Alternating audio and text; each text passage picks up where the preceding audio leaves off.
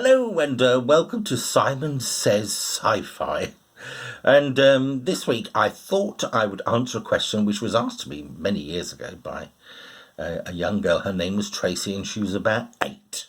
And she asked the simple question, what exactly is sci-fi?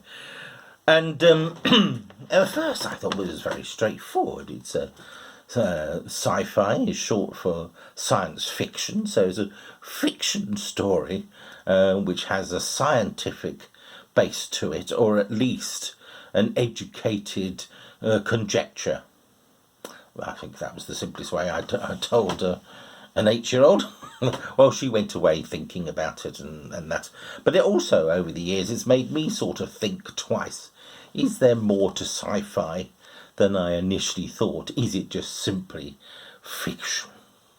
And I looked a little closer, and I was thinking, I used to watch Lost in Space on the telly when I was younger, which of course was originally made in the 1950s and 60s. And of course there's Star Trek, which I think started in 1968. And in both those programs there were robots roaming around on the moon or other planets. And of course Captain Kirk had the first flip phone, and I think a little later on he also had what we would call an iPad today.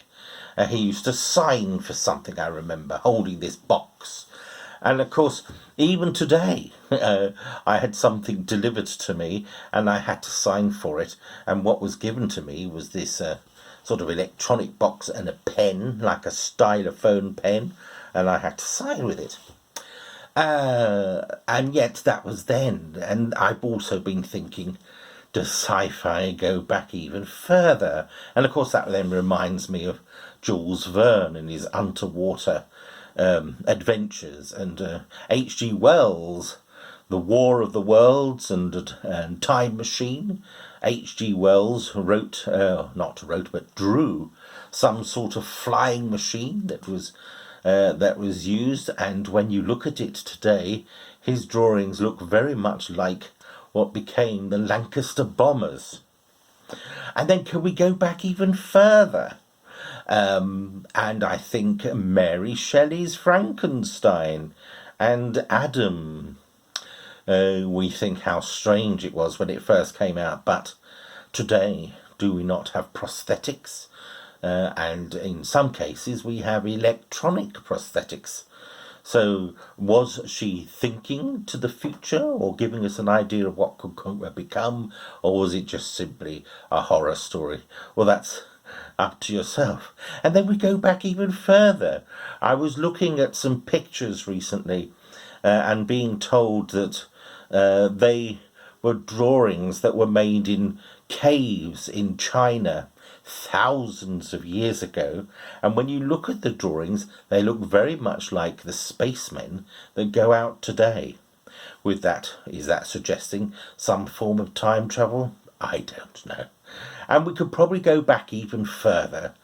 The invention of the wheel took a long time to come along, but also if you look at caves there's lots of drawings of circles.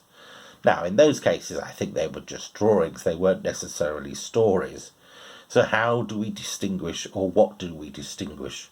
Some people say that sci-fi is nonsense and ridiculous. There are others that say it's very, very magical. And of course, if you go down the route of things being magical, we find magical things in all sorts of religious texts. But I won't go down that road because it'll just upset a few apple carts. But the main things, well, what can I say? The main things I will say about sci-fi, it is imagination. It's imagination of what could be and what could become. And as I've explained just now, sci-fi of the 60s is the reality of today. And that makes you think again. There are stories being written today which are very disturbing. There are all sorts of exercises which have explained that the number of bees is dwindling and nobody really knows why. But what they do know is that without the bees, we're buggered. There are reports this week saying that if the bees decrease too much, within 20 years there'll be no strawberries. And I asked myself, why only strawberries? Why not other fruit as well? Which leads to other foodstuffs. So, is the warning about the bees just science fiction? Or is it going to be the reality of tomorrow? Just have a think.